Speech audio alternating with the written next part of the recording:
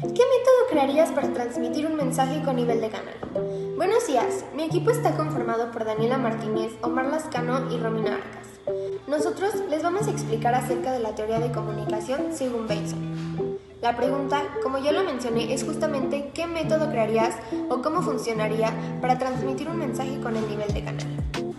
Básicamente, en nuestro trabajo vamos a hablar sobre la teoría de comunicación según Bateson, explicar el desarrollo de la comunicación humana y cómo ésta influye en grupos sociales, el método que emplea y los mensajes que se pueden llegar a comunicar. Vamos también a hablar sobre cómo funciona este proceso y por qué se considera como parte de un proceso de comunicación. Esta investigación o este modelo se basa en las investigaciones de grupos sociales, cómo es su organización, cómo es su conducta antropológicamente y cómo esta conducta social e individual está influida en un proceso bidireccional, en el que hay un observador que refleja su experiencia, generando una conducta, una consecuencia y un producto. Para concluir, quiero hacer mención nuevamente sobre la conducta individual y social de la persona. Es demasiado importante cómo esta es influida en un proceso bidireccional, cómo las personas somos capaces de interpretar nuestra experiencia y lo que aprendemos gracias a una estructura y a un proceso de comunicación. Hola, mi nombre es Daniela y les voy a hablar un poco sobre la teoría de Bateson. Bateson se enfoca sobre la interacción de la conducta humana, la cual ha ido evolucionando continuamente.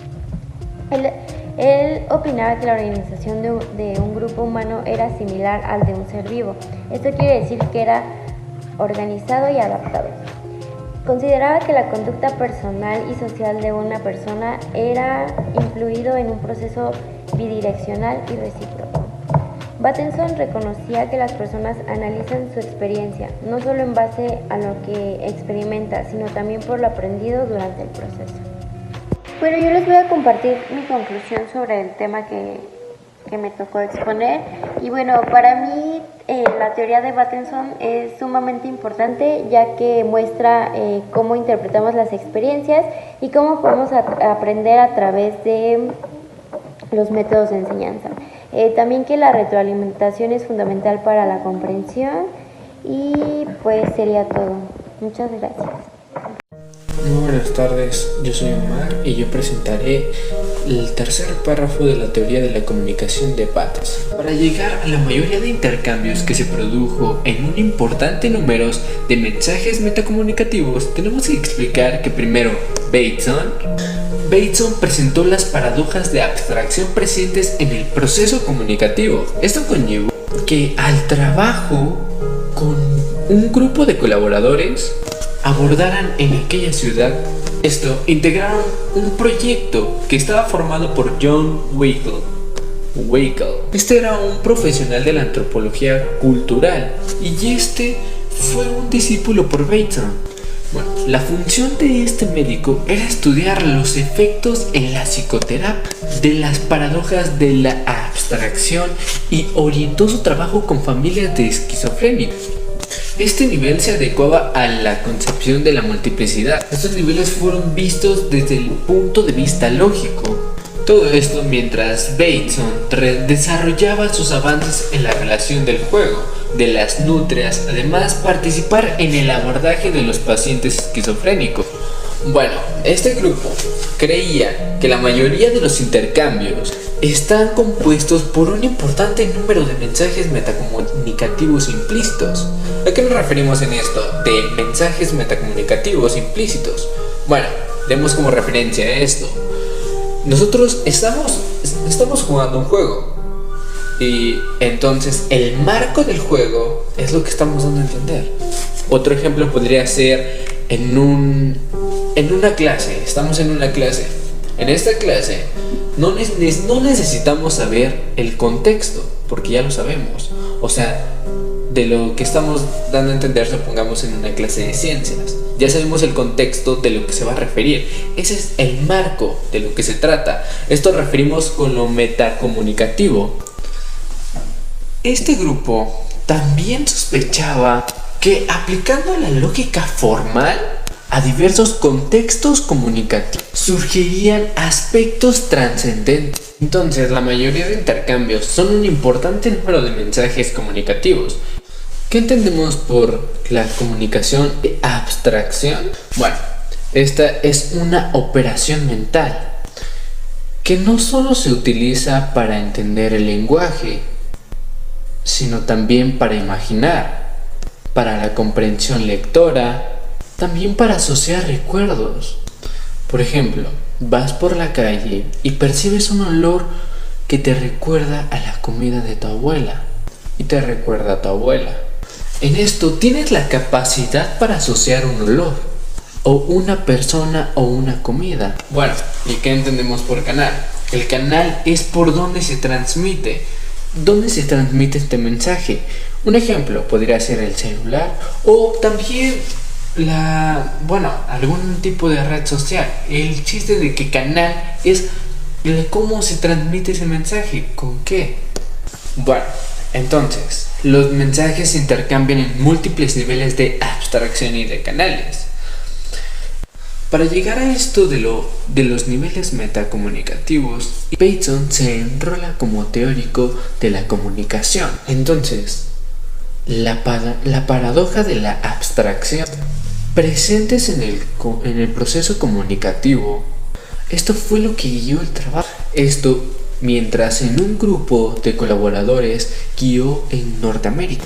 Bateson presentó una serie de contextos disímiles que pudieran estar presentes múltiples clases de mensajes y cada miembro de su equipo se abocó a trabajar en alguno de ellos. Esto podría ser el grupo original que integraba el proyecto, que estaba formado por John Wilk, discípulo de Bateson, profesional de la antropología cultural que se dedicó al estudio de los perros lasáricos. En la importancia de la mayoría de estos cambios tienen que ver muchos desde sus inicios de la actualidad y el desarrollo del enfoque interaccional. Esta conducta humana ha ido evolucionando de manera continua y consciente. Bueno, en esto se observó que los mensajes que intercambian en distintos y múltiples niveles de abstracción, también en distintos canales. Bueno, se intercambian en distintos niveles de abstracción y de distintos canales. Todos danzan al mismo tiempo en una armonía de intercambio. En esto, al tratar de encontrar algún elemento en común entre los diversos contextos de trabajos de estos científicos, observaron que en todos ellos existen diferentes niveles de abstracción organizados jerárquicamente. Quedamos a entender por esto que todos estos tenían como una secuencia. Podríamos describirlo como de arriba hacia abajo. Iban uno tras uno, tras uno, tras uno, tras uno. Un ejemplo. Estos llevaban una organización de arriba hacia abajo. Bueno, en estos intercambios comunicativos también se tomó en cuenta que tienen efectos pragmáticos en la conducta de los comunicantes. Esto era en lenguaje, en interpretación, en conducta. Dependía del contenido y del contexto lingüístico, ya que una misma oración puede tener varios sentidos diferentes. Bueno, estos intercambios comunicativos también pueden tener efectos pragmáticos en la conducta de los comunicantes. ¿Por qué? Bueno, porque mientras se está llevando una conversación con un emisor y un receptor, en esto el receptor lo que esté interpretando de lo que le esté presentando el emisor es lo que va a dar como este efecto pragmático, que viene siendo la interpretación de lo que se está entendiendo.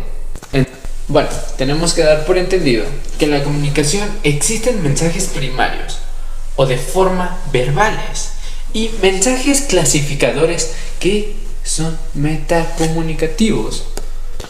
Bueno, estos mensajes primarios se dan más en la discursiva, en el lenguaje, en las charlas, cartas, emails, mensajes, entre otros. Y los mensajes metacomunicativos fue de lo que estábamos hablando, el marco de lo que se está hablando o del significado.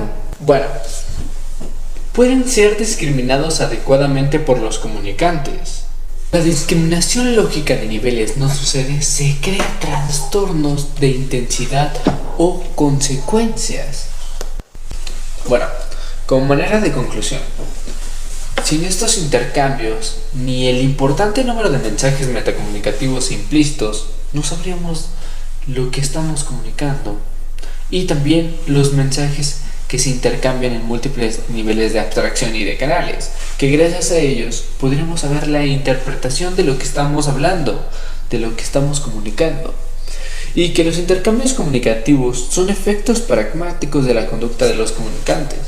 Mensajes primarios de formas verbales y mensajes metacomunicativos. Esta es mi conclusión. Gracias. Hasta luego.